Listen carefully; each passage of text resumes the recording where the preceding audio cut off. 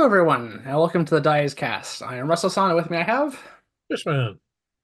Well, last we left off, Aquans and Jonas continued their journeys toward the Elvenlands after a encounter in an ice cave.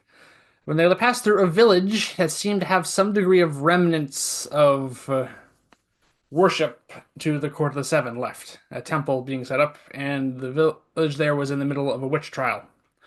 After dismantling the trial, it turns out that the Court of Seven was not present. Rather, they had left at some point and left behind various tools which the villagers were using to carry out their vendetta against magic users after dealing with the court.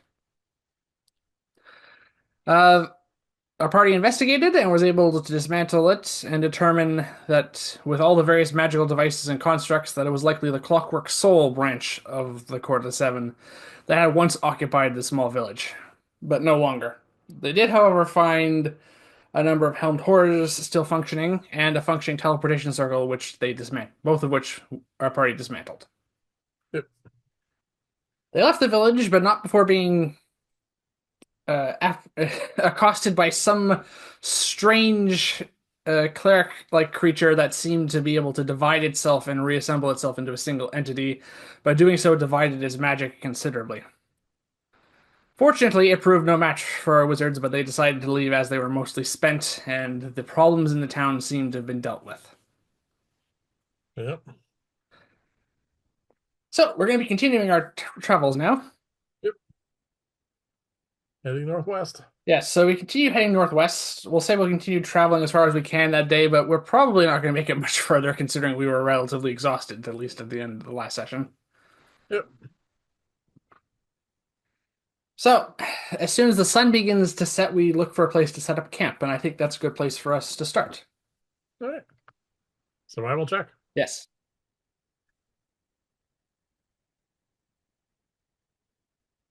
23.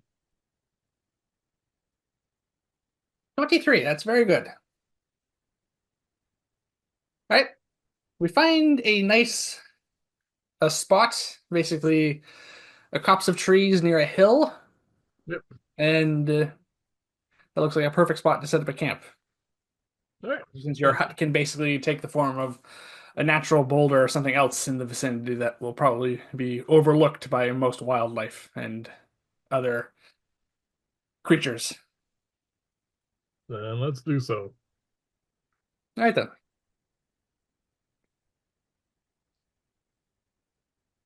So Did we you set up the our campsite. We set yep. up the alarm, and we set up the hut before we go to bed. Is there anything you want to do?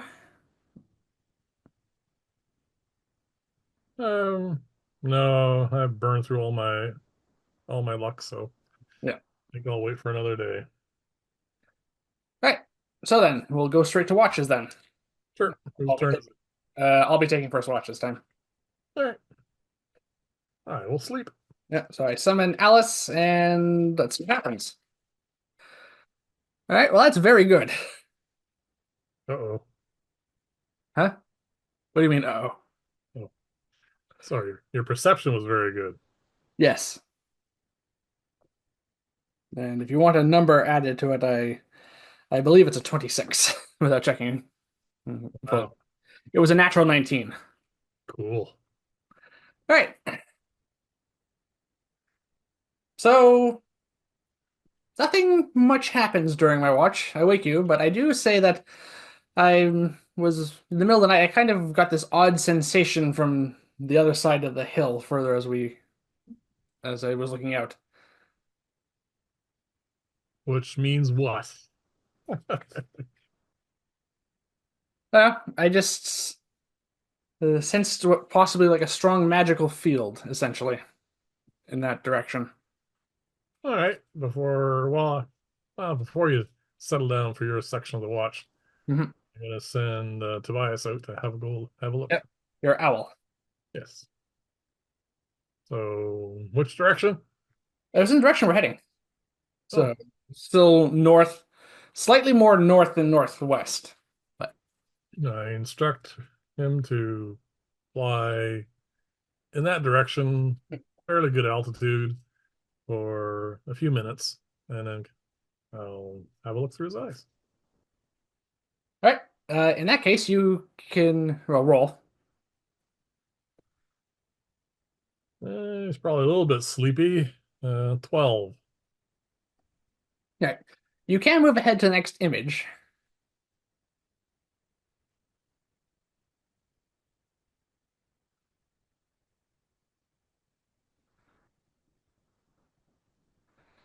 So, A tree yes. with something circling it? So, from the air, this is an approximation of what your owl can see. Right. There's indeed a lone tree on a hill surrounded with what appears to be a bunch of clear-cut stumps. Yep. There's a tree there. It is in bloom. Yep. There's various hills over here, and there is a road up ahead, and there appears to be a building at a crossroads there. Yep. And yes, your owl does seem to notice some green lights effectively from around that tree. Are they mobile? Yeah, they seem to be moving, but but with a low roll like that, that's about as much as you can get. All right. I'll pop Tobias out of existence and inform you. How far away is this from us? But basically, the hills that we've seen are basically almost like ringing a valley in some way. Mm-hmm. The tree and the on that lone hill is in the middle, a relative middle of the valley. Yep. It would probably take us uh at least moderate pace, probably 3 hours to get there. Oh, all right. Yeah. Yeah. I tell you to get some rest because we have somewhere we need to go. Yeah. Also, I would like you to roll an Arcana check now that you're more awake and you've noticed all this. I guess I'm not really awake yet. Um, 17. That's enough. You can faintly feel what I just described to you. A magical field? Yeah, we've felt them before. Wild magic? This doesn't feel the same, but it's enough ambient magic in the valley ahead that even without detect magic, you can sense it. That's a lot of magic from Yeah. 3 hour walk away. Yes, but we get the feeling we're at the very edge of it. You, All there's right. like if the feeling that that is in the valley up ahead that we will, in all likelihood, have to travel through in the morning, That unless you take a is long way around. that is an intense magic field. Yes, All right. and apart from those lights, you did not see anything that would. Was there any activity around that building?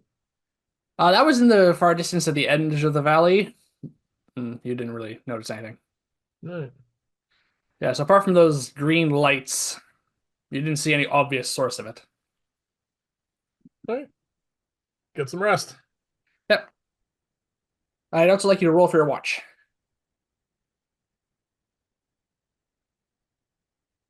Oh, now I'm rolling well. 22. All right. You don't see anything to watch. You do hear things in the distance. Well, that's not true. You do see one thing. You see now you're looking in this. You can see faint like green light occasionally. You think it might be whatever those lights are on that tree. Aurora. Kind of. All right. Except it's not coming from the sky. It's coming from over the hills. So it's like almost on the horizon as far as you can see. All right. You also hear in the distance the galloping of horses, and at one point in the night, you're pretty sure you heard one like panicking, A horse panicking. Okay. and then a quick gallop away. Hmm. All right. Okay, so that's the main thing that happens during your watch. Okay. So we wake up, Yep. we have breakfast, we've recovered our spell slots, and we get our hit points back. Yes. only it was down three. I am down 11 still. Still? Yeah, but getting better. Yeah. And I get two new portents. Trying to see if I want to rearrange anything based on what I saw. Yep.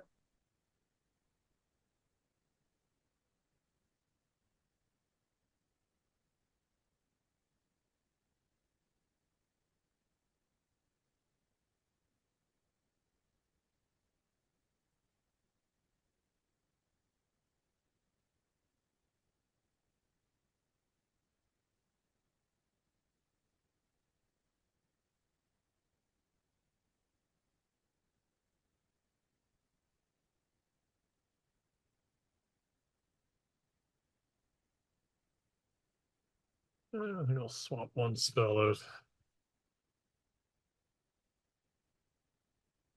Don't think that's going to give any real use.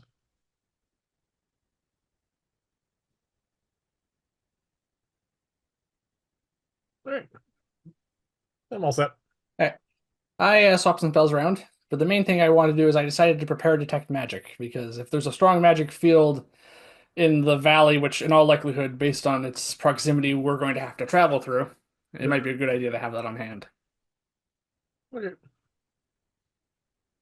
I already have Dispel Magic prepared because we were using it in the village last time to dispel the circle, Yes. and in the ice cave to dispel those glyphs. I always have it prepared. All right, well, the first thing we should do is mark off the day's food. We are actually getting down in food supplies a little bit. Well, yeah, I've been on the road for a couple of weeks. We also gave a bunch of people some food. Oh, yeah. Oh, it's still a good idea to We do that. rescued those people from those subterranean creatures. We gave them some of our supplies. Yep. Well, yeah. It was it was the right thing to do. Mhm. Otherwise, they're just going to starve. So there's no point in rescuing them. Okay. Well, we finished our meal. Yep. We finished preparing our spells, Yep. and we pack up our camp. Yes. We now have a decision to make. Do we travel through the seemingly enchanted valley ahead of us, or do we take the long way around? Well, I inform you about the horse that seemed to have issues with something. All right, so there's probably something in the valley that could scare a horse, which is not that surprising. Yeah. There's lots of animals life that could scare a horse, let alone anything that could live inside a enchanted valley, what it seems to be. Yeah. First, I want to go see the valley. All right, well, we are explorers and we are wizards, and this does seem to fit into something that we would want to investigate. Yeah. This sounds interesting. Mhm. So let's go do that. All right, so the good news is we're basically the edge of it because the hill that our little campsite was nestled in is the edge of the range of hills which seem to ring this valley. All right. Let's go crest a hill and see if we can see this tree. All right, we can see it in the distance because, as I said, this is basically, I know it's at the bottom of our little image here, but the hill and the tree is basically in the middle of the valley. Yep. And I we do. see a big ring of hills spreading out from right to left and going around into almost not a perfect circle, but in a relatively circular shape. Okay.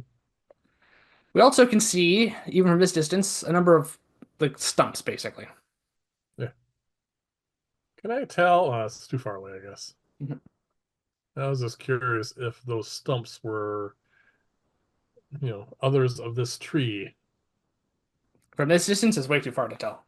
You would need to get closer, or send your owl closer to make a perception check. I'm not sure what this is all going to be about, so I think we should just sort of head down there ourselves. All right. As soon as we enter the valley, Yep. we feel ourselves pass through that field. Like we can feel it tingle on our skin as it. We literally, basically, for all intents and purposes, we almost like step through, well, a field of magic energy, which is a permeable membrane. All right, we've done this before. We Step have. through the magic fields. I Yep. will attempt to retrace my steps You want to turn back? just to see if we can actually leave. Yep. And you feel it again as you go out. Whatever it is, it does not seem to be solid on either side of it. All right. But there is definitely a distinct feeling from outside the field and inside it. There's a difference. Do you mind burning a first level spell slot? Well, since there's nothing at the moment, I could cast it as a ritual, but I could Yep. also cast. Yeah. I'm just curious to see if this fits in any particular field. All right. Since there's no immediate threat, I'm going to ritual cast it.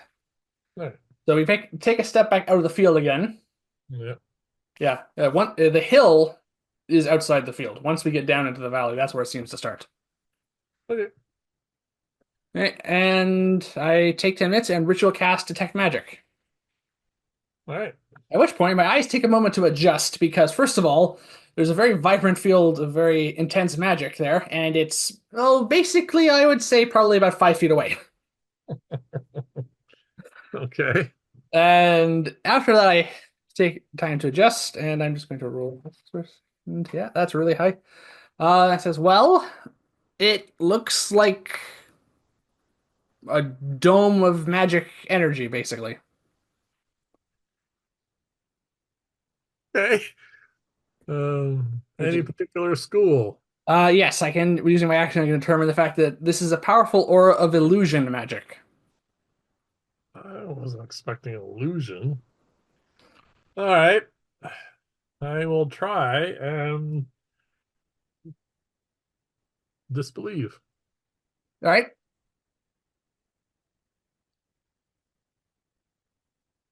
So that'll be at 18. Okay. Nothing seems to change as you mentally focus to try and dispel illusions, as we have proven we can do before. Yeah. Nothing immediately changes as far as we can tell in the valley. Everything looks the same as it was before. Yes. No changes in numbers of stumps or that tree down there. As far as you can tell, they remain unchanged, though we are at a great distance. Yeah. All right. All right, I've had time to examine. It says this is a massive field, from what I can tell. Oh, yeah. Just doing some calculations. It extends in every direction the 30 feet distance that my spell lets me perceive magic in, magic energy in. It encompasses past that, and I think it keeps going. Like just pace back and forth a little bit. I would not be surprised if it encompassed the entire valley. Mhm. All right. Let's go have a look at that tree. All right, so we resume walking down into the valley. Keep concentrating on detect magic, Yep, and I am going to keep trying to discern what in this is actually real versus illusion. yes. I will just remind you that detect magic has only lasts 10 minutes, so Yeah. So, it will expire long before we reach the tree. yep. We feel that field of energy. We pass through it again. Yep. We're less concerned now that it's not anything, obviously hostile. But then again, now that we know it's illusion magic based, illusions are rarely obvious. Yeah, they tend to play with your mind, so we'll keep Yeah. our brains about us. Well, we do. The atmosphere in here does feel a little different than it does outside with our attuned senses, but we don't notice anything obvious at the moment. All right. So, you said you wanted to march towards that tree. Yep. All right. What pace are we going to be proceeding? Because I told you at a normal pace, it'll take us probably roughly 3 hours to get there. Ah, it's a big valley. Yeah. And I So, said it's in the center, so it's probably going to take us close to that same amount of time to get out again. well, usually walk about 3 miles an hour at a reasonable pace. So Mhm. it's 9-ish miles from here to the center of this valley. And then another 9 to leave. Yeah. Yep. All right. No, we're not gonna speed up. All Just right. go for a walk. Yep. Literally. Yeah. So we go for a walk. The good news is this is a very pleasant valley as far as we can tell. There you go. We're having a nice spring or late spring stroll through a nice Yes. valley. The only thing that we do notice is there does seem to be some possibly inclement weather coming.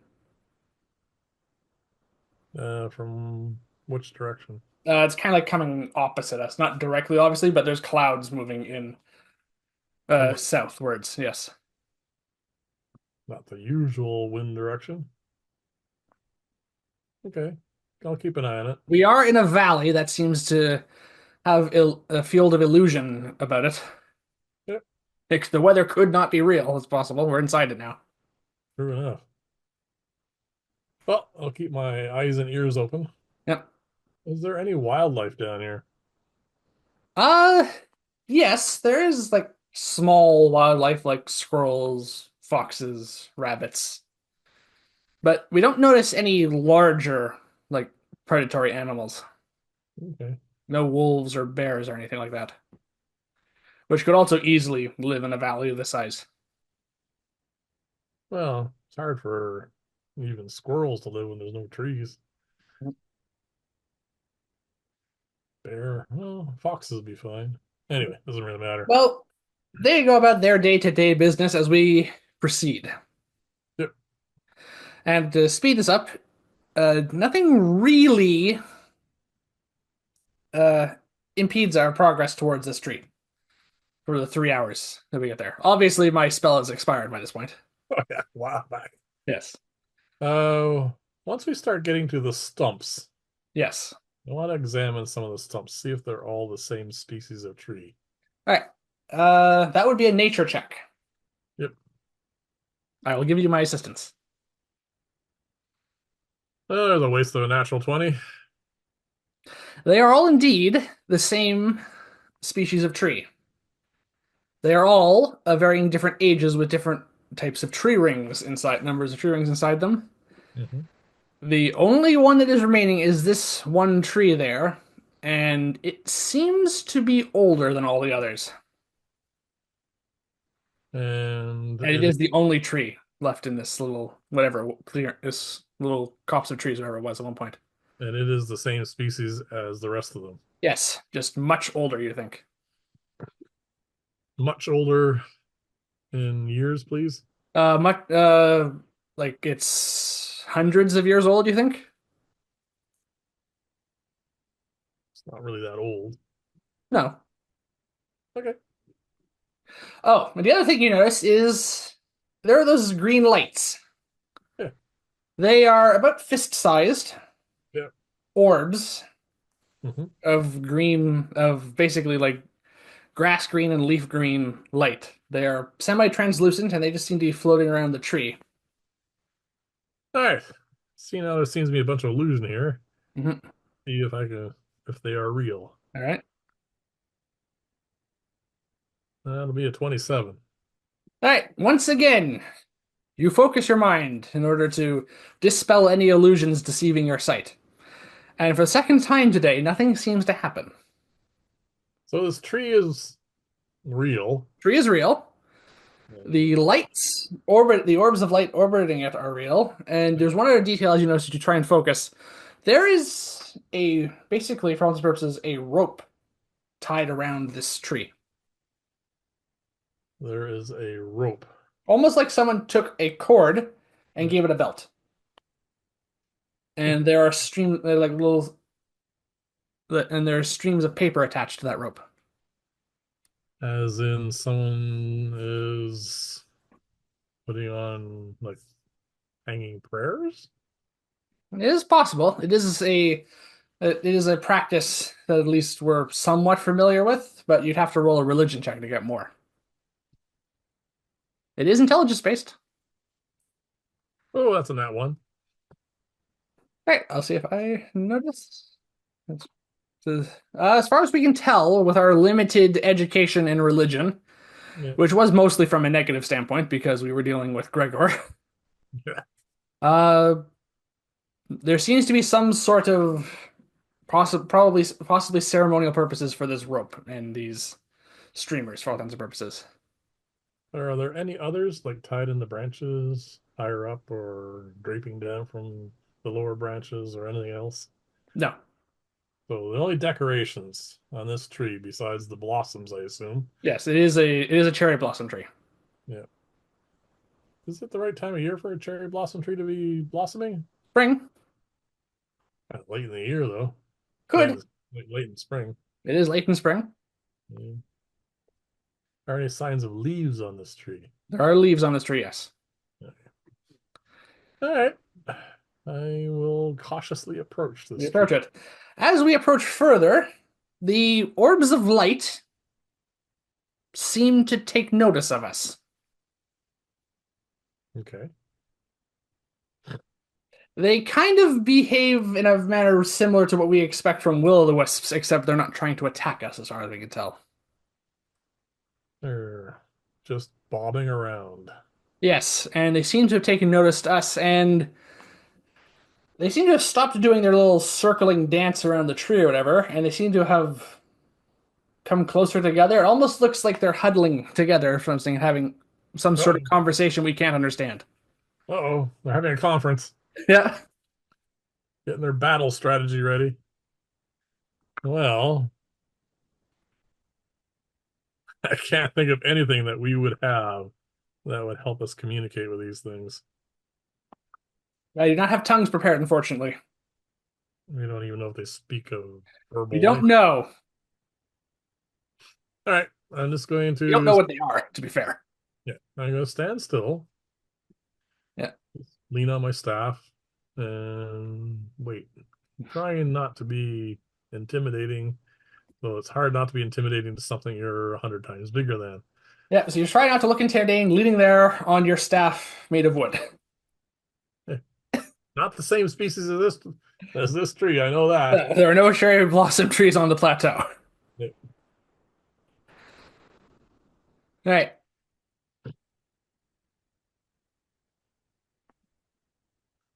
They don't seem to react in any way. How long does this huddle go on? Not long. Shortly after we just basically start staring at them, they just seem to lose a little bit of interest in us. They go back to circling the tree. Yes. Well, once they calm down, I Mhm. will very slowly continue to approach the tree. All right. When you approach the tree, basically, once you get within 10 feet of it, Okay. that's when you're at the edge of their little dance, Yep. effectively. Approaching any further, you'll have to cross through their little circle they're Uh, making. well, I'm going to stand there for a minute, Yeah. do nothing, watch them circle around the tree. All right. You think? Actually, just roll an insight check. Oh, 17. All right. I rolled about a 16. As far as we can tell, as you approach the tree, their dance seemed to slow a little bit, almost as if they were observing you. And then once you stop, they just seem to resume. Near as we can tell, they seem to possibly be either living in this tree or protecting it somehow. All right. I am going to very quiet, like calmly, Mhm. as one comes by, reach out and touch it with a finger. As you're about to do that, I say, we haven't technically tried to figure out what these things are yet. That's what I'm doing. Yeah. So you touch out your hand and you, Gently touch and slowly, yeah, without, you know, not trying to like punch it or yeah. anything. Just kind of just touch one. All right. That's why.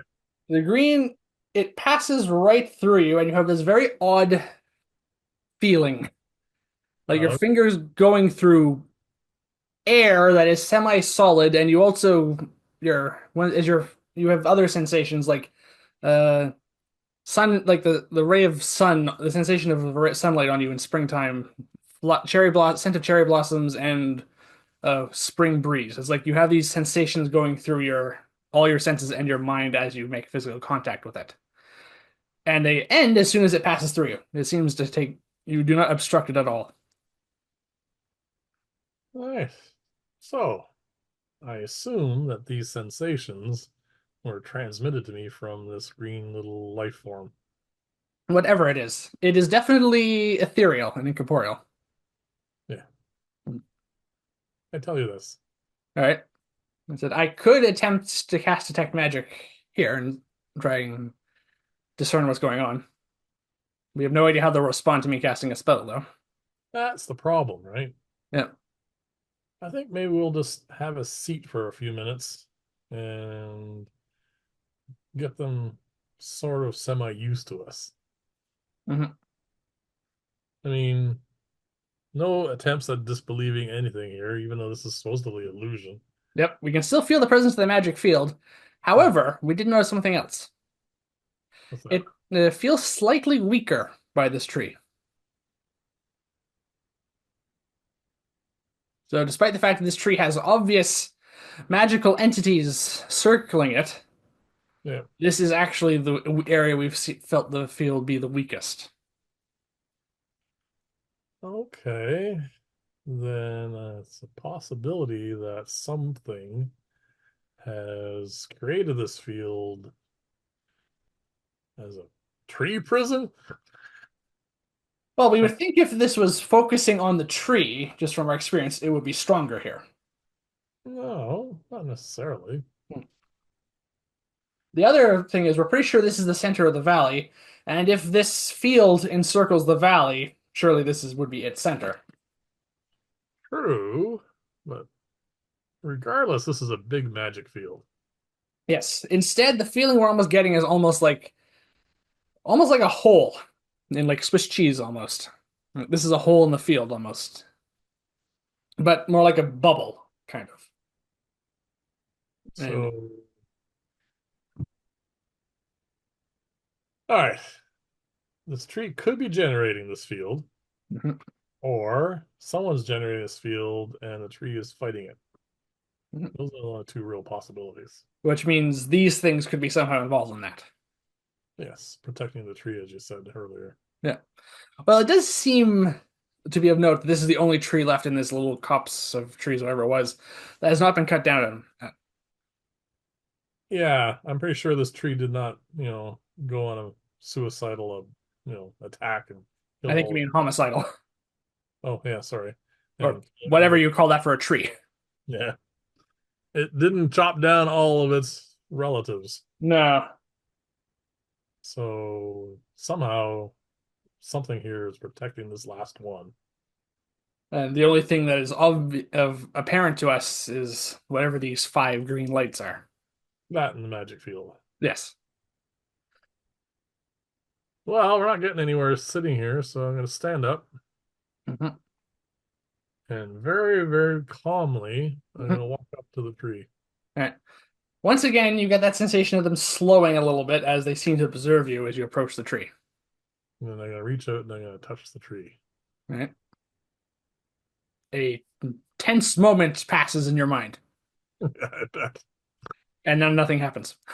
nothing happens. As near as we can tell, again from our previous insight checks, as soon as it's clear we do not intend to harm this tree in any way, they almost lose interest in us. All right. And I said, whatever spirits they are definitely concerned about this tree's well-being. Concerned and also able to solve simple puzzles at least. Yes, they are intelligent to some degree. Yeah. Touch the tree, make sure it's solid. It's solid as far as you can tell. Yes, All right. And now that I'm in here, they're just doing their loop. they're just doing their loop. I approach the tree as well, and after the pantomime they're doing continues, Yeah. I just approach and I say, I examine the rope and the streamers of paper. It says, well, these have been here for quite some time, as far as I can tell. Is there anything written on those streamers? The There paper. might have been at some point, but it's faded. Any chance you think these faded pieces of paper have some kind of enchantment on them? It is possible, but with so much ambient magic, I would definitely need to cast detect magic to discern the difference between magic on this tree and the rest of it around us. Yes.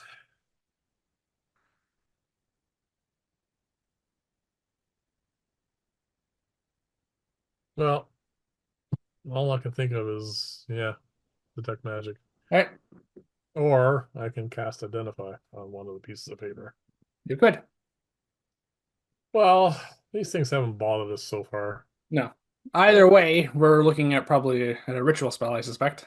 yeah, I'm gonna sit down. I'm gonna pull up my tome of magic, Yeah, and your pearl, which you need for well, identify. and I will ritual cast identify, and I am identifying the most intact looking piece of paper. All right. As soon as you begin to cast your spell, they stop moving. Okay. And you have this sensation of basically for there's five sets of eyes, which are not obvious Mhm. on you basically as you're casting a spell. And that remains that way until you finish the ritual. Okay. They don't do anything to stop it, though, if they Okay. could. Either they're incapable Yep. or they are intelligent enough to realize I was not doing anything harmful. Or they're waiting to see what you're doing. Yeah. All right. You get to finish your spell. So you want to identify one of the papers. Yeah, the most intact one. All right. Uh, so you're touching one of the papers. As far as you can tell, there is no enchantment on it. So it's not magical in nature at all. No, there are no spells have been cast on it, that sort of thing. Hmm. Mm. Unlikely to be the rope. Hmm. Rope look anything different than just great old rope? It looks old but intact. All right. Another 10 minutes goes by. Oh, sorry, 11 minutes goes by. You identify the. The rope. All right. You touch the rope. This time again, they focus on you for a moment, but they don't seem to bother waiting out the full spell this time. Well, so then they are literally capable of understanding that this is the same spell. Yes, they seem to be capable of understanding the magic you're using here. Yeah. There is indeed a spell on this rope. Okay. It is the Hallow spell, The which is what divine spell? magic. The Hallow spell, as in to make something holy or hallow it. Okay. I'll bring up the details here for you. It is a divine magic spell.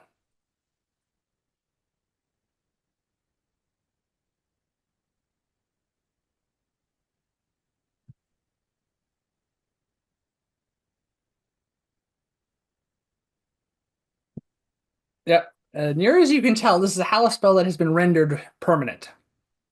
Normally, the spell lasts 24 hours. Okay. So what does that mean? Well, basically, oh, sorry, no, the casting time is 24 hours. I just realized. Sorry, not its duration is until dispelled.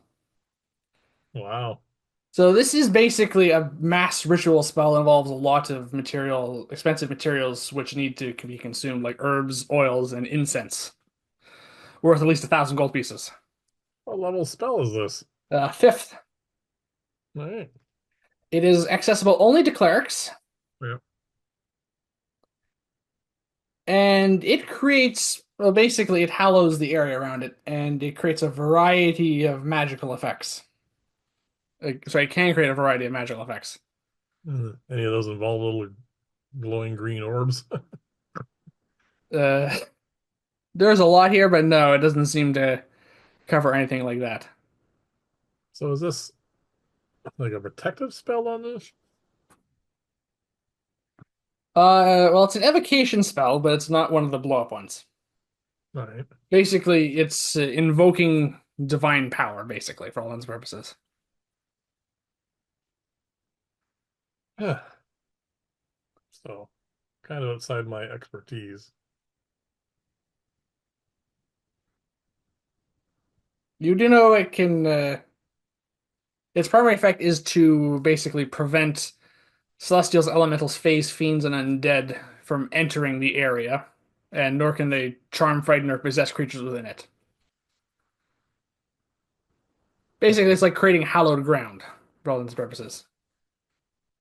So we don't have to worry about being attacked by undead in here, in other words. Or Celestials, Elementals, Fey, Fiends. That also means whatever these things are don't Or fall into those categories. or are exempt. Or exempt, yes. Okay. You do know that there are obvious that clearly someone put an awful lot of effort into putting this spell on this tree or this rope around this tree. Someone wanted to protect the last one of these things. Yeah. And I These assume, entities, whatever they are, these spirits, could be a part of that defense. We don't know.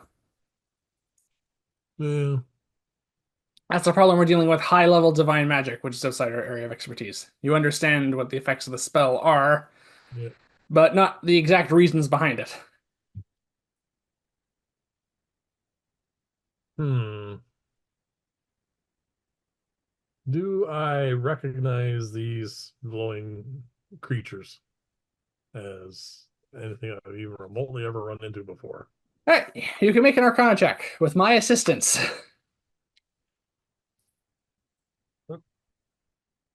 Back here, you. I was going to technically say you could also make a religion check if you wanted, but I assume it's you want to make an Arcana check. Yeah, I think I'm skilled in. Mhm. Uh, 23. 23. All right. There are more obscure branches of magical beings and creatures that we have just only begun to basically touch the surface of in our research as wizards and our experiences. There are creatures that technically exist outside some of the normal classifications for creatures. But these sorts of spirits connected to nature tend to follow certain patterns. We think these creatures are similar to what we consider dryads, effectively, but they are clearly not dryads. They're not nymphs. Yeah, The closest thing, a word that comes to mind is Kodama, which is basically a spirit commonly associated in real world in Japan. So yeah, the Far East, for all intents and purposes, in the real world. But in our campaign world, that's a little difficult to point to a specific area of. right. But they basically are spirits who are born from exceptionally long-lived trees, and they tend to inhabit those trees and protect them.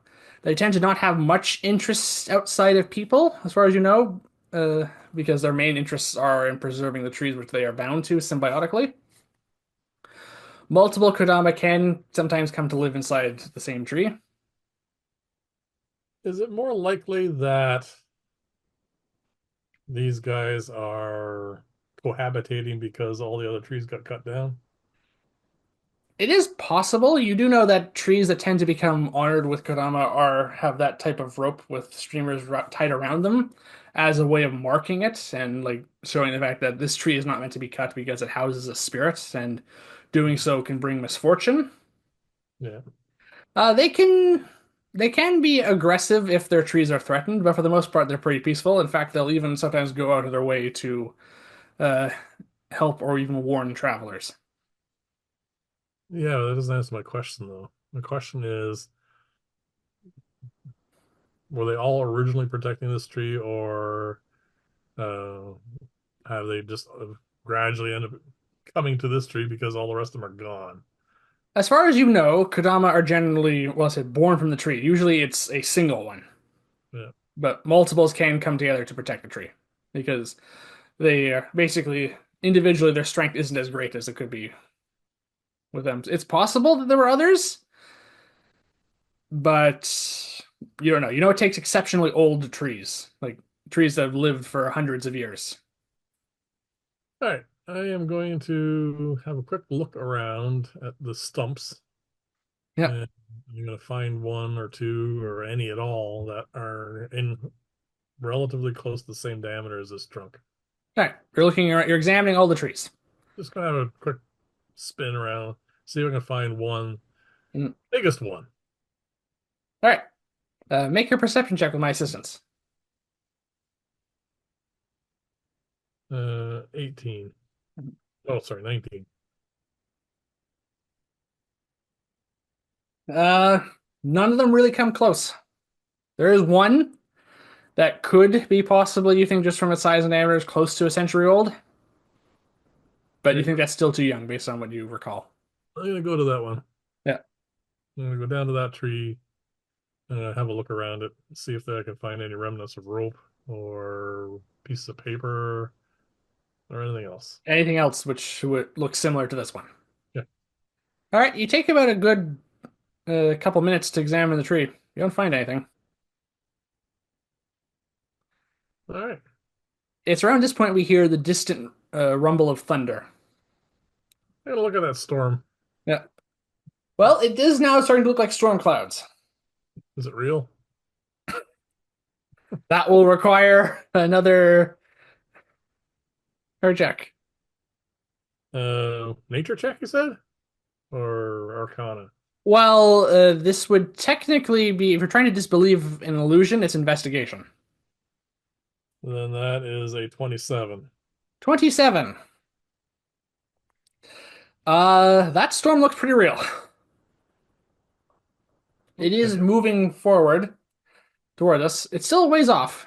We could get out of this valley before it hits. Do we want to? That is a question. See, the thing is, someone went to an awful lot of trouble to cut down a bunch of these trees. Yeah. And then protect the one remaining one. Not necessarily the same people. No, but that is clearly what's Someone. happened. All right. Something or someone is protecting this tree. Yes. We can tell just by looking at these stumps and trees, they've been cut down with axes and tools over time. How recent was this? Um, Make an intelligence check. That requires a check of some sort. Nature? Sure, we'll go with nature. Natural 20 again. Natural 20. Ah, wasting these things. Yeah, you kind of are. It's been at least 2 or 3 years since the last one was cut down, you think? So, not in the immediate past, but not too long ago either.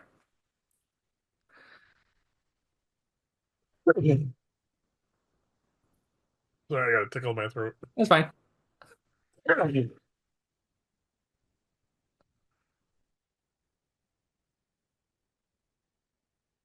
A weird thought just came to my mind. That's a wooden building, right? In the distance, we can't see it from here, but yes, you think when you remember seeing it, it probably was a wooden structure. I'm gonna have Tobias fly over and look through his eyes, and I gotta see if I think it's made from the same wood as these trees. All right, so you summon your familiar. These spirits take notice of that immediately. All right, just wait until you're done coughing. Yeah, I'm good. All right, so as soon as you summon your familiar, again, they all take notice of that. But as soon as your owl flies off, again, they seem to lose interest. And this seems to be matching what our, our basically remembering of the lore, or memory of the lore about these creatures is. Kodama don't seem to have much concern about anything outside their very small sphere of influence in their trees. All right, I'm gonna sit down, have a look through his eyes, Yeah. and see if I can discern whether or not they chopped down these trees to make that building. This is going to be quite the check. I know. This has to be perception, I'm afraid, because it's what you're doing. And I'm going to say it's going to need to be a very high roll for this. You do have your owl's advantage, though. Yeah, but even with that, I only got to a 16. It's a wooden structure. There are trees around that structure, that building. Yeah, I see them. The other thing you notice is there appears to be an area where some horses are tied up. You do remember hearing horses in the previous night. Do I see people? No one outside at the moment. Okay. Oh, and someone, Tobias. Yeah, you basically count just shy of a dozen horses, so there's about 10. So quite a few people you suspect. All right. Aquans. We have two choices. Yes, We can sit here and try and and figure out what's going on, which we don't seem to be making too much. Well, we made some progress on that. we can sit here in the shade of this nice tree Yep. and see what happens when that storm hits. Yes, I will say that I did in our contract earlier. It says I don't know how that storm's going to react when it interacts with this magical field. I don't know how that's going to go, but it might be spectacular. Well, we can always put together the hut, We could. ride it out. And We don't also, know how long a storm in an enchanted valley will last. That was the problem. true. It could last longer than that. All right. Here's my concerns. Yes. Someone or something Yes. on both sides of this problem. Got this tree. Something's Yes. protecting it. Something wants to cut it down. Could someone who can create this massive barrier of energy protect it? And could that storm that's coming tear it all down? So you're asking me if that storm approaching could disrupt this magical field. More along the lines of this, do you think it is the intent of that storm to cause that sort of problem? Well, we can't really insight check a storm. No. You could roll an Arcana check, but this is asking a lot. No, never mind. Yeah. As for whether it could, it's possible. I mean, there's a lot of power in a storm. Well, Yeah. I mean, lightning has struck trees in the past and destroyed them. yeah. Yep. I So mean, could the storm be a threat to this tree? Possibly. There's a good chance that the Kodama might be able to protect it. That's what they do. Usually, they tend to protect it from deforestation and people and other threats, but they can protect it from nature, as far as we know as well. well, As for do the field itself, it's anyone's guess. It's a field of illusion magic. It could disrupt it, could short it out. Depends on what it's meant to do.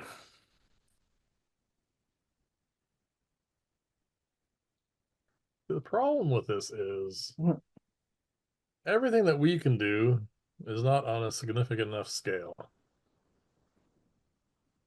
We can't dispel a storm, even if we're magical. No, It's first of too all, it's big, out of range. too big, too far away. We can't protect the tree because it won't fit in the hut, and it won't fit in a resilient sphere. But the resilient sphere only lasts a minute anyway. Yes. I could polymorph it into something small, but I don't think these Don't know how the Kodama will react to that. exactly. So Yes, we're not sure any of our spells are going to be able to help this tree stand up to a storm, but again, we're not entirely sure we're going to need to. Also, from your roll, you're pretty sure that, just like I said, it might not be the best idea to be inside this field when that storm hits. We don't know what's going to happen. There's no way of telling. yeah, well, that's the problem, right? Ambient magic fields can interact with nature, especially storms, in all manner of ways. How long before the storm hits? We could still get out of this valley by the time the storm hits. We could possibly make it to that building if we want to take shelter there, but Well, we would have to leave you now. said the way you're talking is it sounds that's um if we walk, we can make it. Yes, if we move faster, like if we fly, you probably prefer to a giant eagle and carrots there, we can get out of this valley in probably 5 minutes. Yeah. But we If we have run, we can get there much quicker as isn't it? well. Hmm? We have options. Yeah. But if we want to just go at the same pace it took us to get to this tree, we'd probably to get out of the valley and get somewhere to shelter to avoid the storm. We'd at a normal pace, we'd probably have to leave now. All right. Well, that's not going to happen just yet. I'm not quite finished with this. All right. I am going to picture in my mind the storm, Yes. and the question I'm going to pose in my mind is it a danger? And I'm going to poke my finger in one of the orbs again. Okay, you're trying to communicate telepathically with these things. All right, I'm going to say make an intelligence check. Just straight intelligence. This is you trying to transmit your thoughts without any obvious magical aid. 22. 20, you rolled, wow, you rolled really high. Yeah, I rolled an 18. Yep, okay. So you wait for the combine, you touch the sphere. This time something different happens last time. It doesn't stop. Basically, you put your hand to it Yeah. and you try and transmit your thoughts to it. My It concerns about the storm.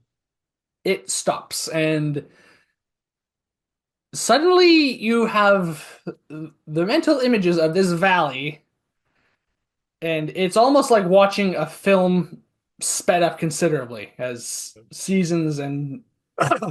years go by and storms come through this valley. And here you can tell that this spirit is trying to inform me that this tree in this valley has weathered many storms. It's not concerned about this one. That's what you get in probably about 10 seconds. So it's all really quick. All right. This little guy seems quite confident. I Yes. say to you. Can you also make a insight check from that? Oh, another 18. Okay, Plus one. this one. You also sense concern and for us. Hmm. I give him a little pat on his non-existent head, and I say thank you, Yeah. and gonna step outside the ring of these guys Yeah. down a little hill a bit. I'm gonna polymorph into use my poly like the free one, You're gonna use your shapeshifter ability. and giant eagle, and off we go. You notice at this point they don't even seem to take notice of us. Well, I think it may have learned a bit about you when you tried to communicate with it, as you just did. yep, I climb on your back. Where are we going? that building. We're gonna head towards that building because it is the only other obvious structure around here. Yeah, we should clear this field pretty fast. Yes. So, soaring I through the air on the I wings. don't want to land on their porch as a giant eagle.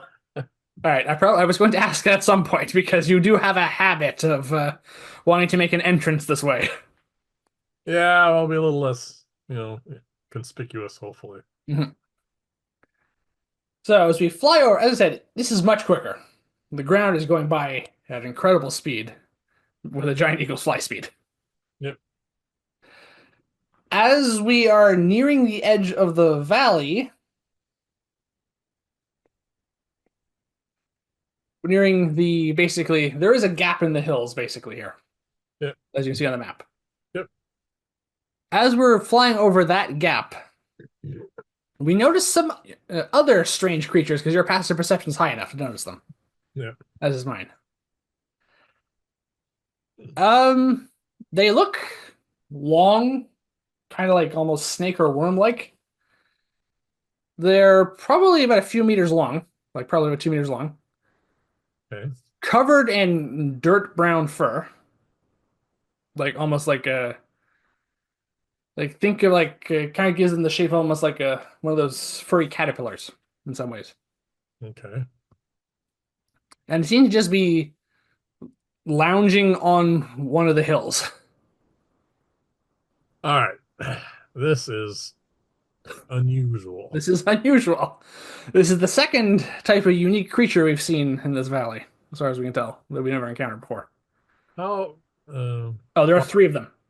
how far of a walk do I think it is between these hills where that gap is and that building? Uh, about a 10-minute walk or about a 5-minute run. Flying is going to take us no time at all. I'm gonna land. Where are we landing? Next to these things. Oh, Not next, we're gonna land right beside them. no, not like not on them or anything, Mhm. but within about say 30 feet of them. All right, you land within 30 feet. Yeah.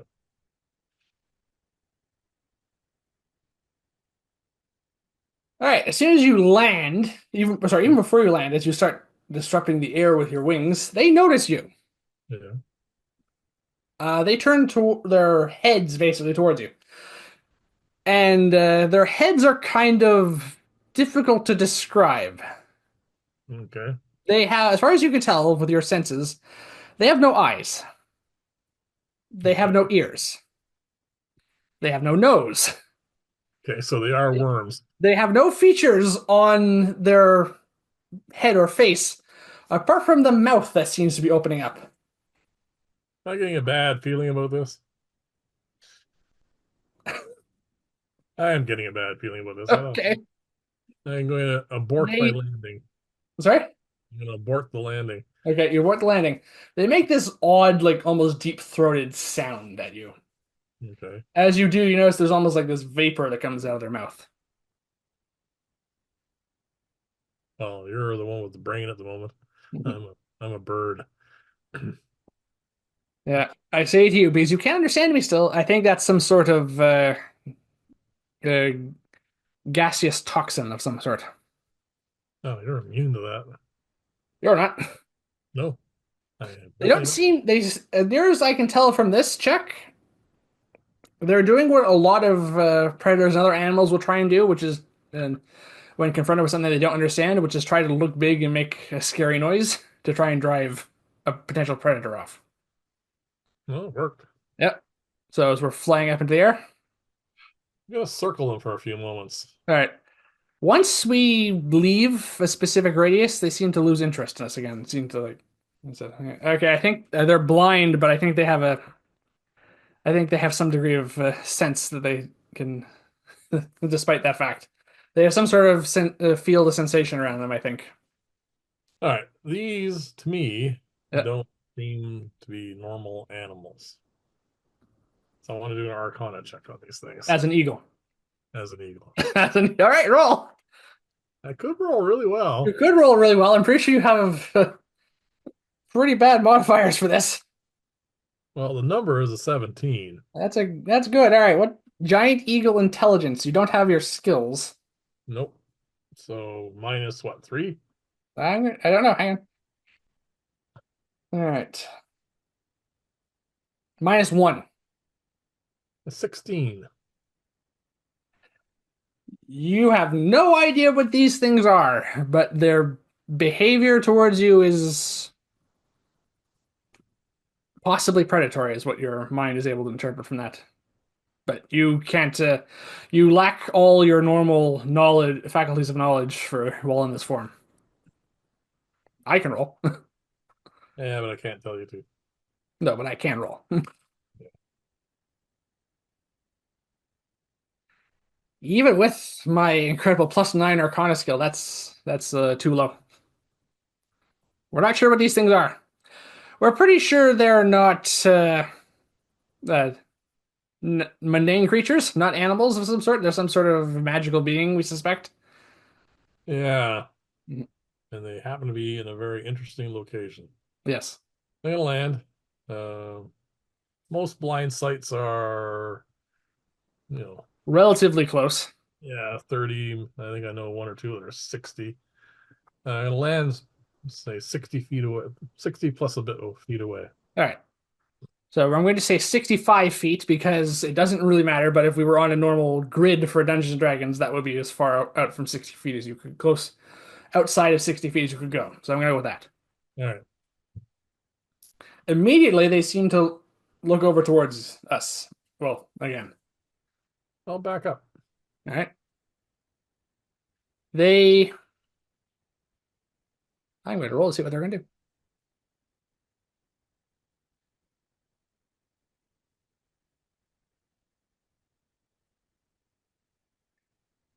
They seem to keep following you with their non-existent eyes. They're looking in your direction. Their mouths are open. Yeah. You can't see any teeth inside their mouth, by the way. Just like openings almost. All right. I But you're pretty sure they can sense your presence somehow. I'm gonna signal you that I'm gonna polymorph. You're gonna polymorph. Yeah, gonna change my shape. All right, so I step down. Yeah, get off. Yeah. And you revert. I revert. Okay, now that my brain's working again. Yes. We notice their behavior is different now. The fact that you are no longer a giant eagle and therefore bigger than they are. And I roll a bad number. 16, even worse. Never mind. Yeah, it was worse than what I rolled. So we're not sure. All They I know is definitely these, are aware of us. yeah,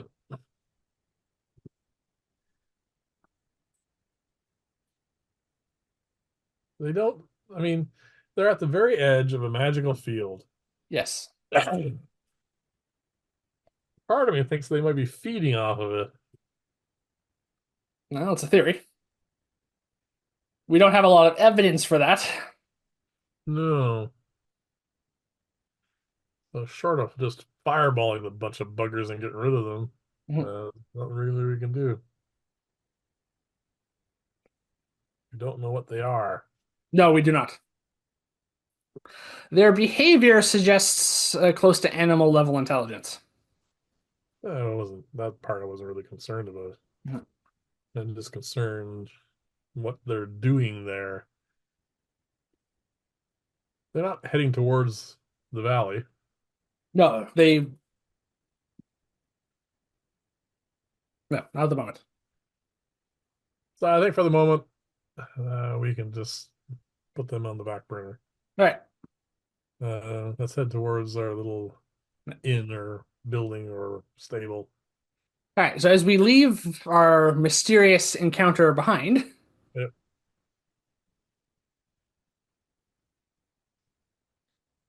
and they seem to lose interest in us after we move further away.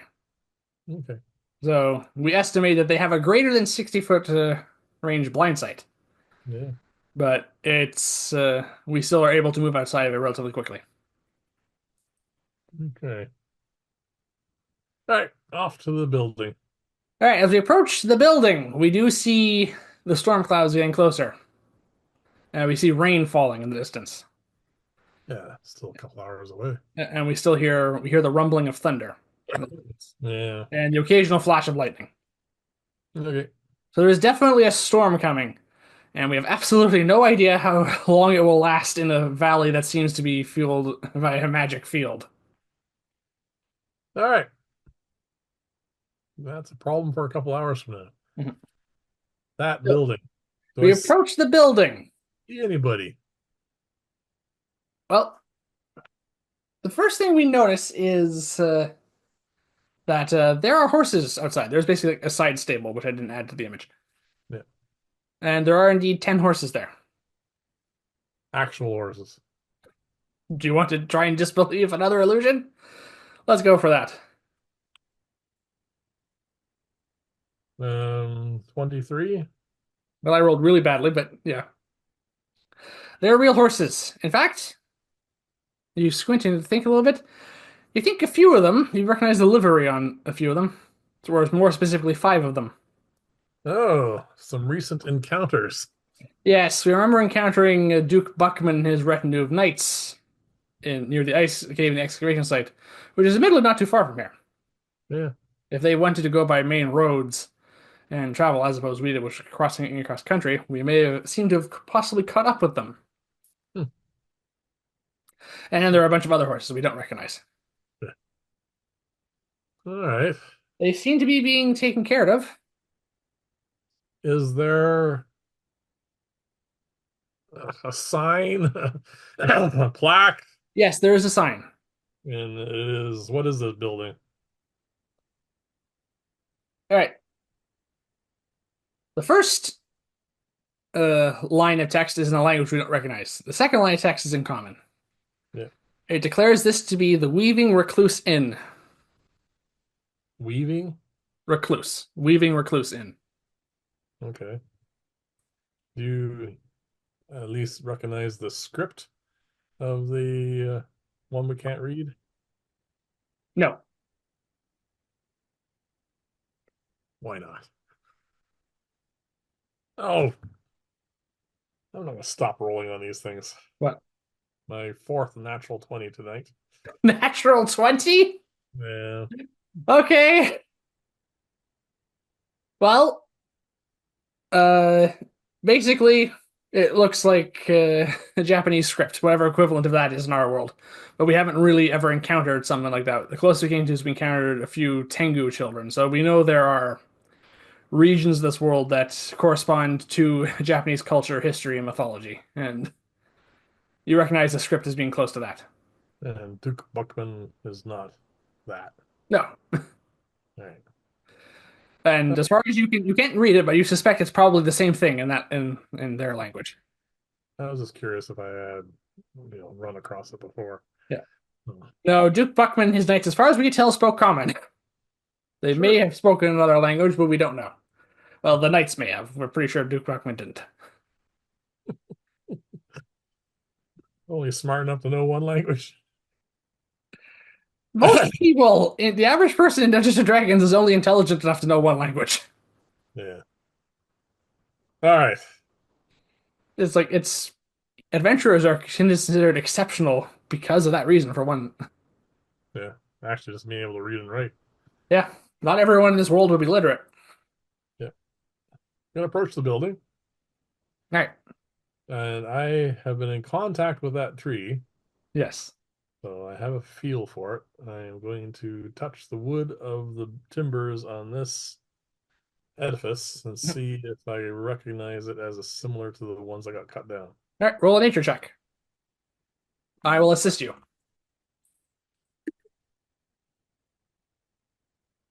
Um, 18. Not the same tree. We're pretty sure this is cedar. All right. Yeah. And we go. Oh, actually, no. First, I'm going to listen.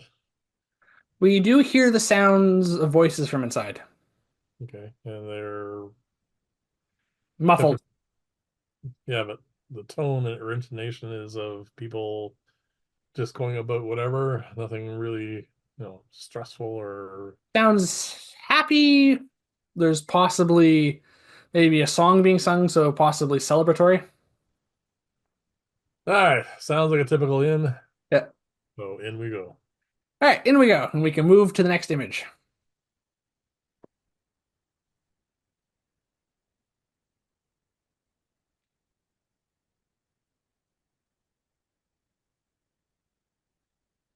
All right.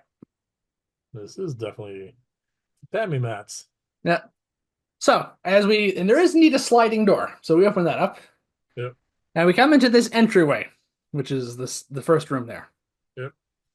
We hear sounds of voices from the next room over. Is there anyone here?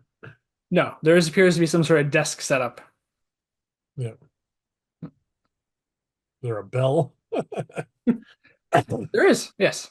It's a yeah, it's a hand bell. So Yeah, ring it. yeah, all right, you ring the bell. There seems to be some commotion in the next room. Yep.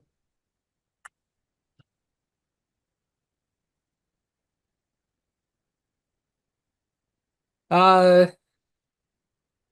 right, and we hear not from that door, but from one of the side doors off to the side open up, Yep.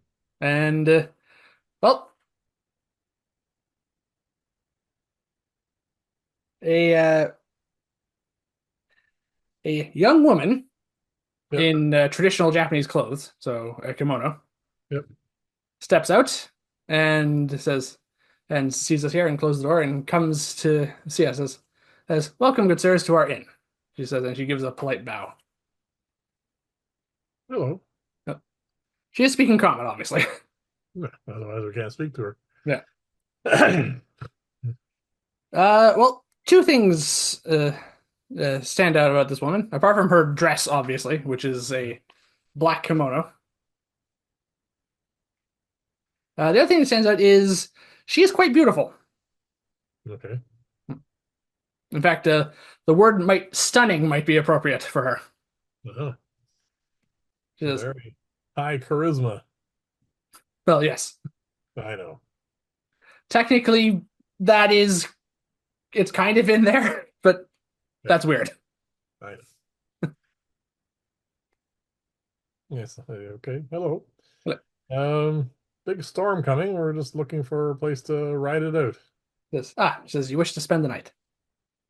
Well, I don't know how long the storm's going to last, but yeah, All right. still fairly early in the day. Yes. She says, I will need you to sign your names here, please. So on the table there is a not so much a ledger, but a long scroll. Yeah, And there is basically, besides there is what is essentially a calligraphy set. yeah. So there's a brush and there's ink, and basically she's asking us to sign in for all intents and purposes. Okay. Good.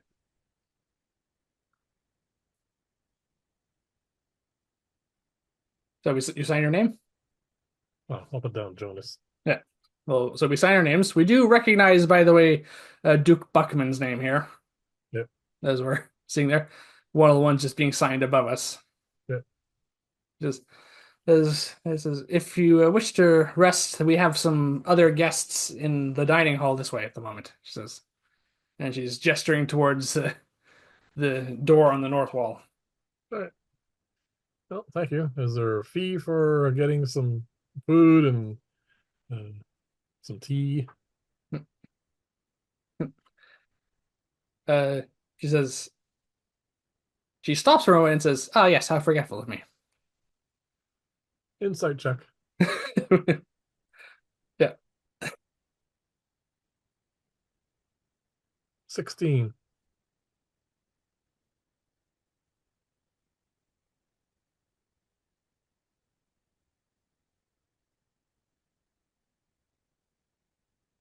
All right. Well, you rolled a 16. Uh, I rolled a 21. Yeah. Um, you think that she's on? You honestly think that she kind of maybe did make a mistake until you see the look on my face. I think she's too attractive for reality. Yet again. To try and pierce an illusion. All right. Ugh, how are those rolls? All right. What'd you roll? 11.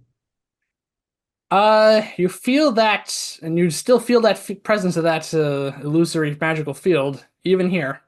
Yeah. We're still inside it, you know that. But it doesn't seem to pierce through it. In fact, you can roll an Arcana check on top of that. That's better. 22. It's stronger here than it's been anywhere else. So interesting. Something's going on here. Yes. Uh, she says, for each of you to stay the night, it will be 2 gold pieces, she says. And it's steep. Are we going to pair? That's what I said. It's kind of steep. Uh, She It's says, we are expensive. the only inn for quite some time. Says that does enable us to, Gouge. she says, name our price. Yeah, gouge. Are we paying her? Oh yeah, I'm not gonna stay in the storm. Yeah. Besides, I'm very curious. Yes. I Needless to say, this has piqued our interest. pay 2 gold pieces As do I. each. Ah, Oh, you missed that part, did you? yeah, live for what 2 weeks in Lyria for that. Yep.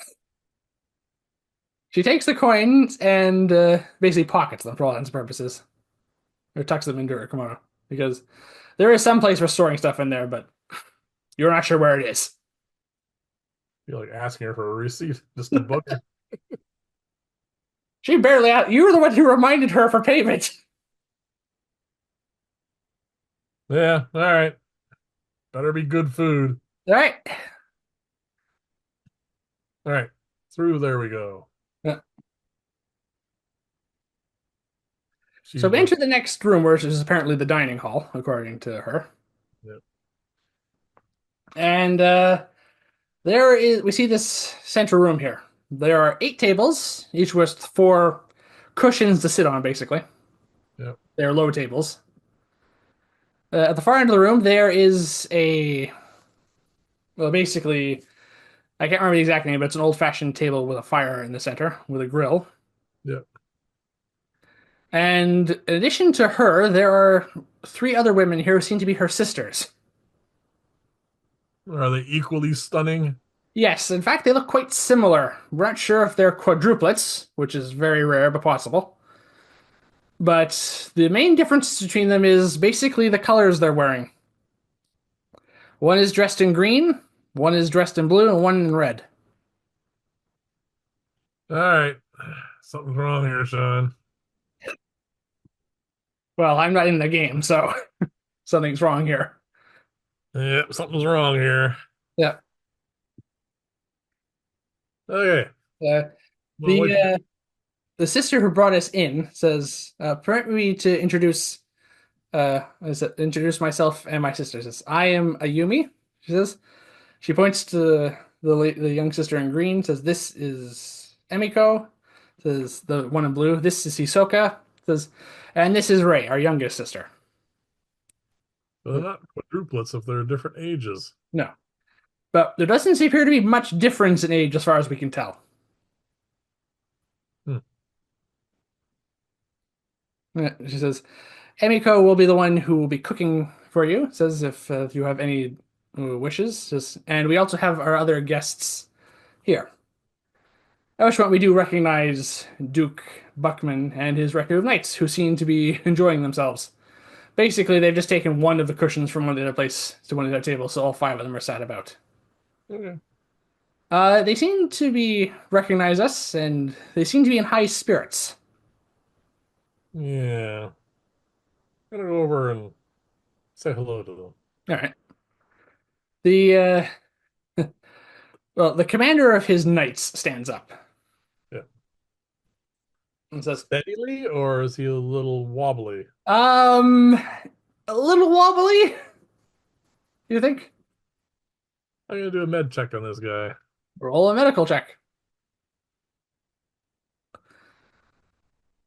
That would be a wisdom, right? Wisdom, yes. That'll be a 23. 23. You think he is been drinking a fair bit and has been eating a fair bit and is in a very good mood, and he's probably been sitting there for some time and he's having some difficulty standing, but he does manage it. Yeah, but does this look like alcoholic intoxication, or is this maybe aided by some drugs?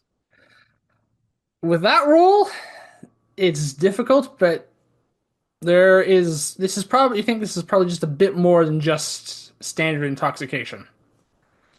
Hmm. How are you guys doing? You guys seem to have gotten away from the ice cave without too much in the way of damage. He says, "Yes. Then we happened upon this valley, which seems to be full of all manner of strange creatures, but fortunately we saw the storm approaching and we happened upon this place." Hmm. Not slurring his words or anything. A little bit. I'm just not going to do that myself, so you can understand what he's saying. How's Duke Buckman looking? He's probably even less restrained, but he's younger, you suspect, so. Yeah. All right. The other thing I want to do while we're standing here, have any of the sisters taken interest in the fact that we are interested in these guys? Do they care? They seem to have noticed that we know them. That's about it, as far as we can tell. All right, we'll Unless you pick a want to number. make another insight check. We'll give it a try. Yeah. 16? 16. All right. The three eldest sisters, Ayumi, Emiko, and Hisoka, seem to be over by the basically the fire there, tending to Yeah. things they seem to be discussing. They seem to have noticed that we know one another. The youngest sister is looking among our group and has a very distinct look about her that in her eyes that makes you a little unsettled, What's that? Hunger? almost predatory. Uh, now we're getting somewhere. Yeah.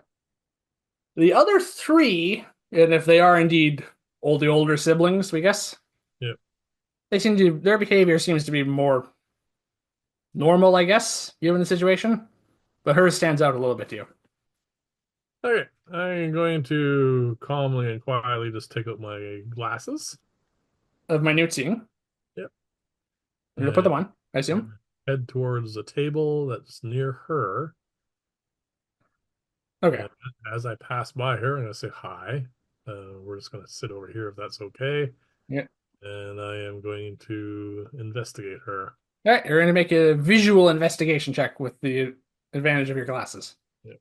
All right. She doesn't prevent us. All right, I'm going to burn a point of luck here because I think this might be important. All right. Because those numbers suck. Hmm. And so does that. All right, never mind. Last number was 6, so we're looking at 14. All right. 14. All right. She doesn't seem to stop us, and she seems to notice you notice something, and she kind of makes a pretense of looking away, kind of pretending to be shy at this point, let's say. But you saw you saw what you saw there.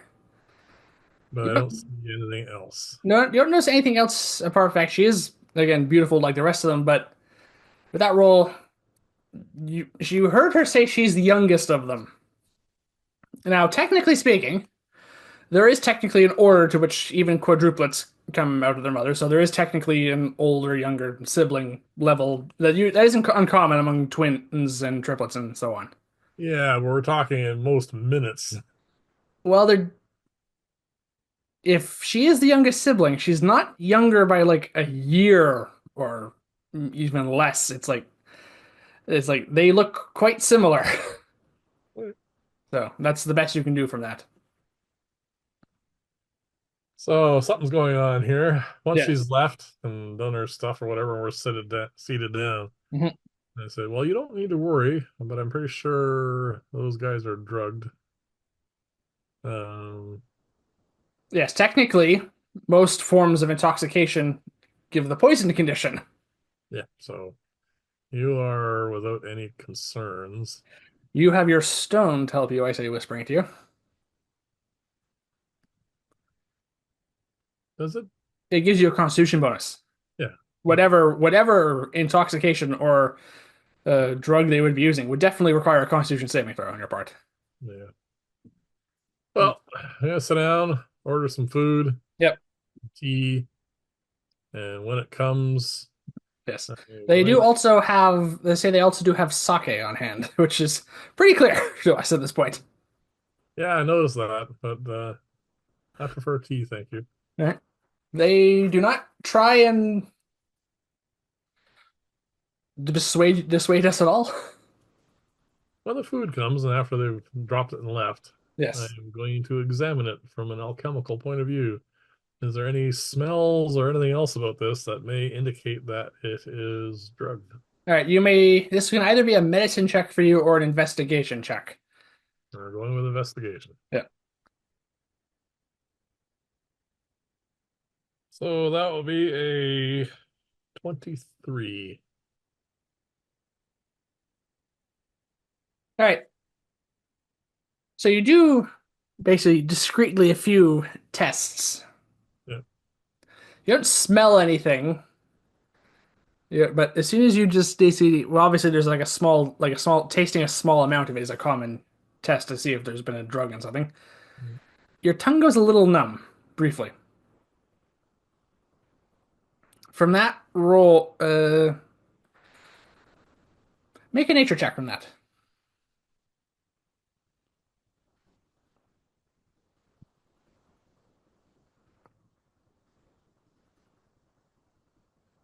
15.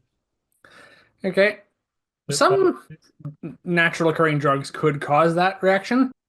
So, so in addition to some natural, basically occurring drugs or other things that can be used for that sort of effect, such a numbing reaction can also come from a variety of natural occurring toxins or venom, which can have a paralytic effect. I whisper to you, food's drugged.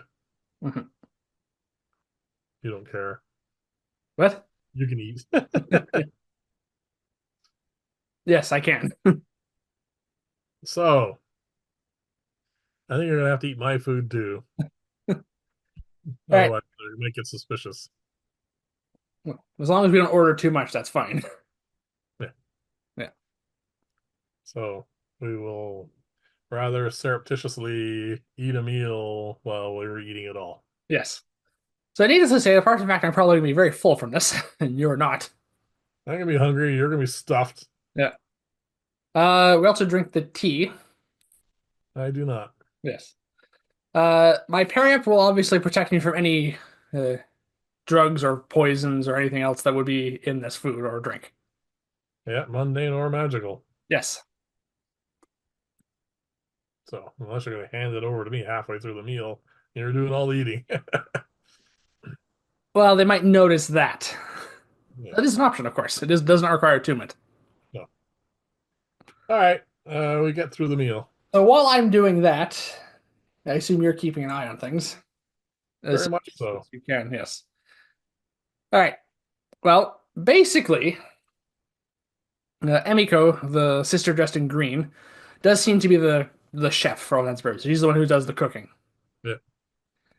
Uh, Hisoka, the one dressed in blue, is playing an instrument which is called a biwa, which is basically like a traditional Japanese like guitar. You've probably seen them. Yep. And she's playing that. It has a very nice sound to it, and the knights in Duke Buckman are very much taken in by this.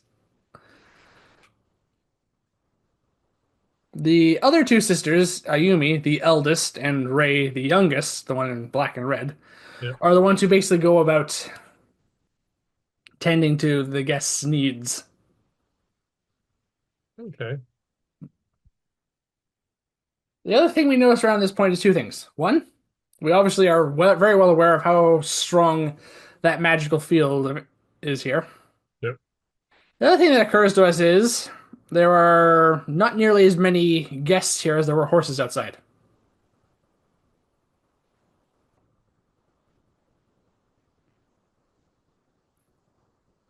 It is Yeah. possible that they have horses themselves, of course. Is it also possible that in one of these rooms there are some, well, intoxicated, inebriated, poisoned, Yes. paralyzed, whatever individuals? Yes, we haven't gone exploring yet. Yeah, that might get frowned upon. Mhm. Probably going to have to happen at some point. How are Buckman and crew doing? Make a. It's not really perception check. Make a medicine check at this point. My numbers have turned south on me. Mhm. Um, 13 is the best I can do. Similar to before, but it's definitely progressing. You suspect at some point they are probably not going to be able to manage on their own. They will have to retire for the night.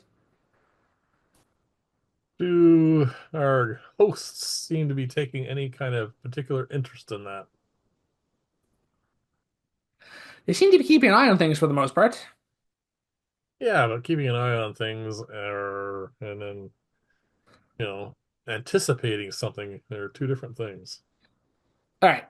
Whenever they're not up and about, they're on those four red cushions by that table with the grill at the back. Yeah.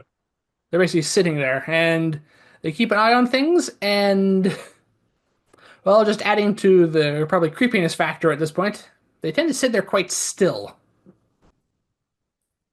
Hmm. They seem As to be in watching things and unnaturally still. for humanoids, probably. For other things, Well, they are supposedly human. yes. As far as we can tell. No, they're not human. We're pretty sure we've come to that conclusion. It's at this point we also hear the sounds of rain on the All right, before the storm hits, I'm going to try one more time to try and see if I can pierce whatever illusionary setup they have here. It could be shape changes, which won't do any good at all, or they could be just having some sort of disguise spell. So I'm All going right, to give it another try try. and poke through that. I hope you realize the DC is probably going to be higher this time. Well, my number was lower, so it doesn't matter. Again, you focus. And Roll again, you feel it fail. all those nat 20s gone to waste. Yep. All right, well, have to wait till they make the move, I guess. I said, we don't have to wait for it here. We could ask to be shown to our room, though that will probably. It's not unusual. Nah, even though I don't really care for Duke Buckman and his crew, Yep. I don't really want them to become prey to whatever these things are. Gonna need to hit pause. Alright, so you don't want to be shown to our ask to be shown to our rooms though, and just not abandon Buckman and his knights to whatever fate has in store for them here. Yeah, these things are.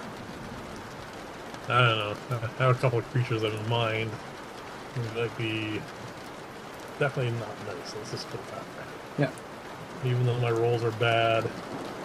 We definitely have our suspicions at this point. Oh, yeah, they don't drug people for fun. No. We know something is wrong. We're just not entirely sure what's going on yet. Yeah. Okay. Let's bide our time. Alright. So, some time passes. Yep. The storm is definitely here at this point. Yep. The flashes of lightning and the rumbling of thunder is not so distant now, and the rain is coming down quite heavily. Okay. And it's around this point that Duke Buckman basically hits the floor. Passes out. Yeah.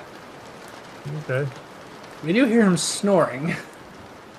The captain of his knight says, my lord seems to have had too much for one day.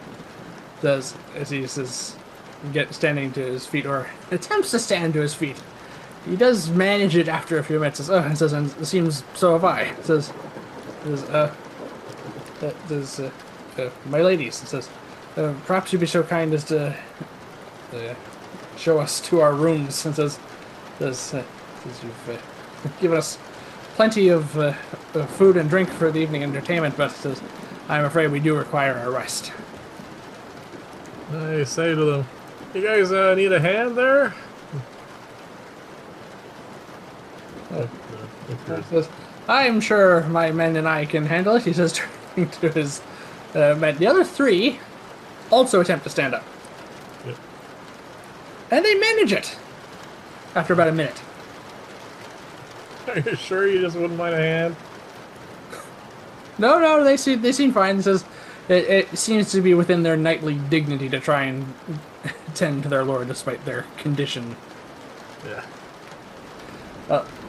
Ayumi stands up and says, I will show you gentlemen to your room. Says there are only 3 beds per room. Says so we will have to divide you up, I'm afraid. Insight check on the girls. Alright.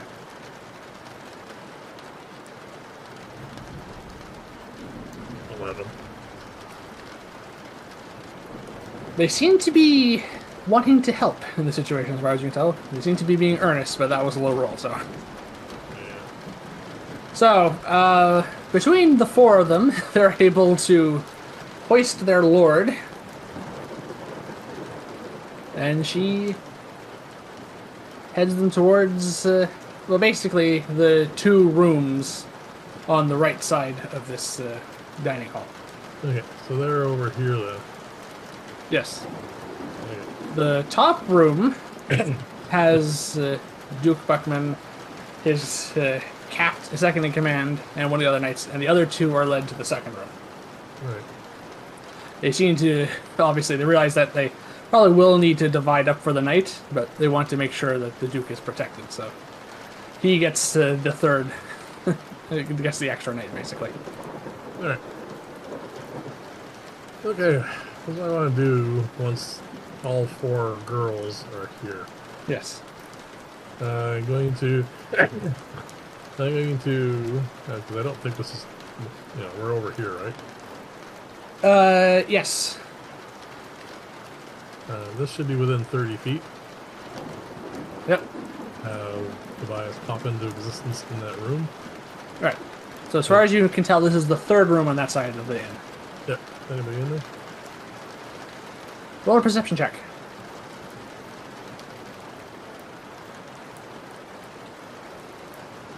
Yeah, throw these die away. 11. All right, 11. So you just popped into Tobias' senses for a moment. Yep. All right. The room is empty.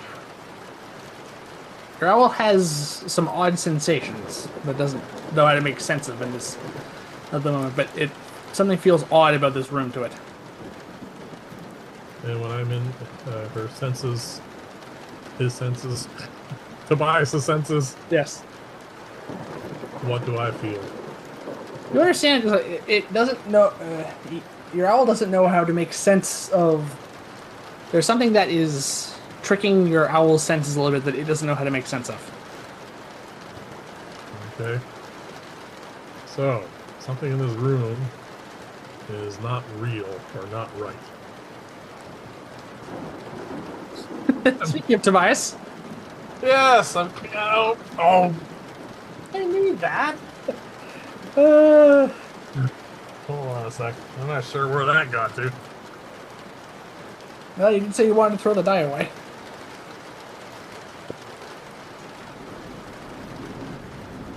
No, this is the new one. He didn't run off with it? No, he batted it underneath something. Okay. Alright. Hopefully that'll occupy it for a few seconds. Yes. Okay. Yeah, something, basically your owl, who has basically pretty strong senses, especially has an animal's instinct, knows something is wrong in this room, but can't understand what it is. Alright. Pop from out of existence there and into the next room up. As you're popping in my existence, and before you, I tap you on the shoulder, and I point, and I gesture over subtly towards the sisters. They are all not looking at us, but looking towards the room that you summoned your owl into. Okay. So Ayumi says, "I'll be right back. I just need to check on something." And she rather hurriedly leaves the room. Yep. And as near as we can tell, heads towards the room you just summoned your owl in. Okay. And he's no longer there. No. He's come back puzzled. So you wait then? Yeah, not gonna do anything for the moment. A couple of minutes goes by and she comes back. And she goes over to her sisters. And for the second time today, we see a conference happening, basically. Now I'm gonna try and eavesdrop. Perception check. The new die aren't working any better. 11. Oh, that's... Alright, what is... There's...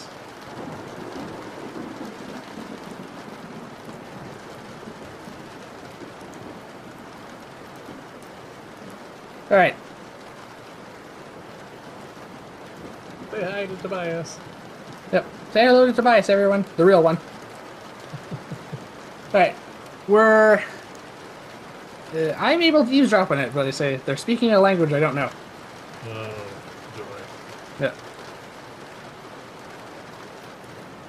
But it seems to be they seem to be agitated somehow by what you just did.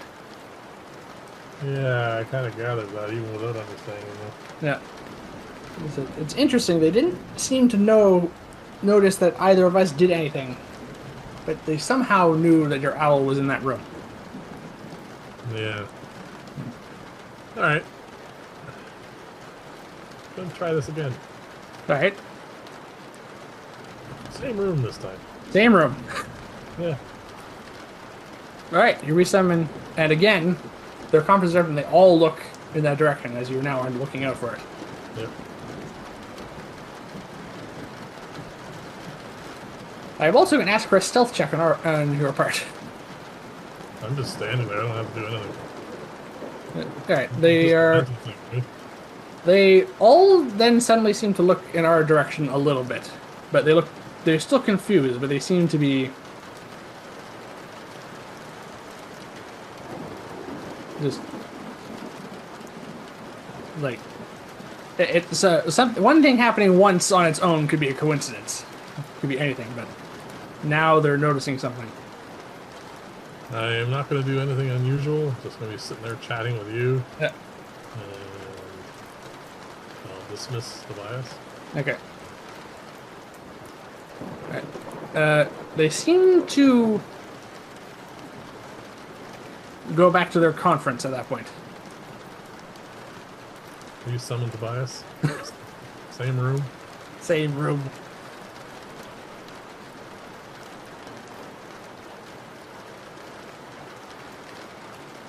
They all look over there, and you're pretty sure the youngest sister Ray lets out some sort of expletive.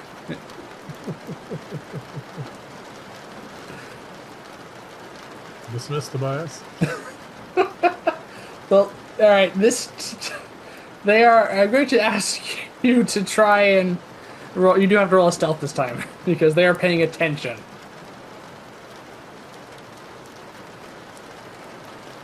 Ah! Natural one. Natural one.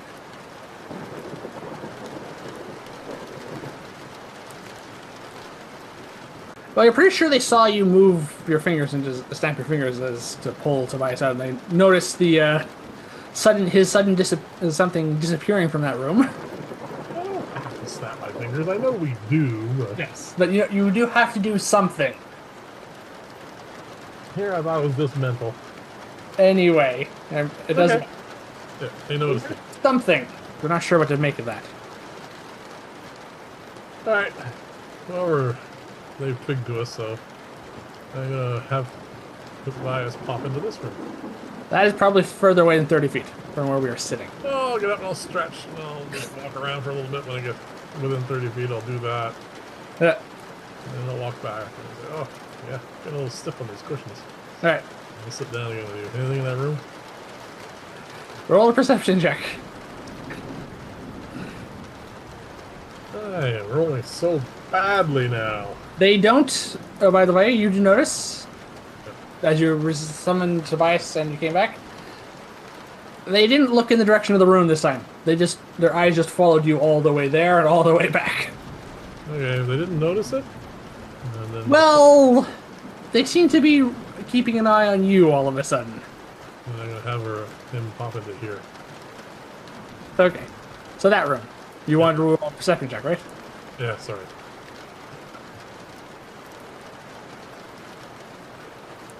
Never mind. Unless that's obvious. Well, much like the previous room, your owl gets an odd sensation, but as far as your owl can tell, both those rooms that you have summoned him into are empty. So all three of them so far are empty. Yes, so as far as we know, on the right side of the room, the bottom one is empty. Right rooms, side rooms, the bottom one's empty. The middle one has two of Buckman's knights. The top one has Buckman and his other two knights. Yeah. And the rooms you've summoned your owl into on the opposite side also seem to be empty. So empty, empty, and empty. Yes, and the other two have occupants. So unless there are 5 or so people in that final room, Yeah. So Just us, Buckman's Knights, and the sisters in this hotel, in this inn, which has something wrong with it. Rain pouring down in the middle of a storm. And this is a good time for us to take our break. So we'll be back here in a moment. Just want to get Tobias settled down. Yeah. Yep. All right, we'll be back here in a moment.